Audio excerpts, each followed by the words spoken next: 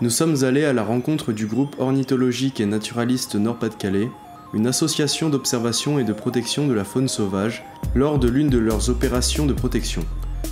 Le but de l'opération était de repérer, à l'aide d'un drone, les busards qui nichent naturellement dans les champs de blé, afin d'éviter aux plus jeunes d'entre eux, incapables de voler, de mourir lors des moissons.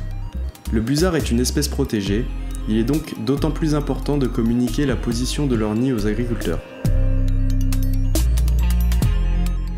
Oui, moi je suis Gaëtan Cavit, je suis membre donc, du groupe ornithologique et naturaliste Nord-Pas-de-Calais, particulièrement axé sur tout ce qui est faune avifaune, c'est-à-dire oiseaux, et en particulier dans la vallée de la Sensée et puis dans les grandes cultures. Donc le groupe ornithologique et naturaliste Nord-Pas-de-Calais est une association qui étudie et qui essaye de mieux connaître la répartition géographique, les comportements, les modes de vie de la faune sauvage. Donc tous les animaux. Alors historiquement on était très oiseaux, c'est encore une grande partie de nos activités, mais aujourd'hui on a aussi des gens qui s'occupent de suivre les mammifères, de suivre les libellules, et à partir de ces éléments de connaissance, de mener des actions de protection quand ça s'avère nécessaire. Et aujourd'hui, on est sur la problématique des rapaces qui nichent en culture. Ils nichent à terre, donc les jeunes, s'ils ne sont pas volés au moment de la moisson, risquent de se faire broyer. Comme ce sont des espèces menacées et assez rares en région, on essaye de faire le maximum pour préserver la biodiversité. Souvent un nid, ça contient combien de jeunes? De 1 à 4, 3-4. Et en général, c'est 2 à 3. Et qui arrive à l'âge adulte, il y en a combien? Alors, il y a ça dépend des moissonneuses. Pas seulement.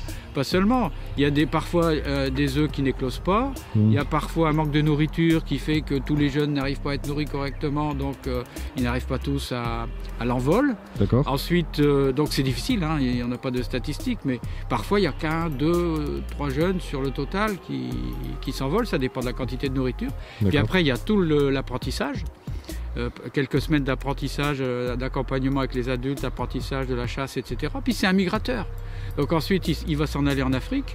Donc là aussi, il y a les dangers de la migration, traversée du Sahara, etc. Puis il faut revenir l'année suivante. Donc bon, il est évident que sur le nombre de jeunes, il y en a une partie importante. Alors j'ai pas de chiffres là à vous donner, mais il y en a une partie importante qui ne passe pas la première année, ça c'est sûr. Mais c'est comme ça depuis des millénaires. Hein. Et quand ils reviennent exactement au même endroit? Alors, ils sont un peu philopatriques, c'est-à-dire qu'ils reviennent en général sur le même secteur. De là à dire que c'est au même endroit, précisément, non. Ça peut être à quelques dizaines de kilomètres, voire un peu plus loin. Mais sur des secteurs où on a régulièrement des petites populations, en général, on les retrouve. Ouais, ils sont beaux. 2 ou 3. Vous prenez une photo? Ça vole pas, hein. Hop, il y en a un qui se barre, 2. Ils sont 3. Hein. Au moins 2, c'est sûr. Hein. Ouais, peut-être, ouais.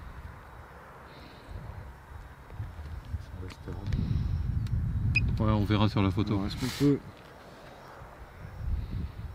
économiser la batterie? Économiser la batterie, peut-être, ouais. Reviens si t'es bon, tu le renvoies ici. On fait encore une autre photo. C'est bon, là, c'est impeccable. C'est pour ça qu'il y en aurait qu'un dans le nid. Et l'autre, il s'est ouais, on voit qu'il y a quelque chose dedans. Mais... Ah oui, là, il y a quelque chose. Hein.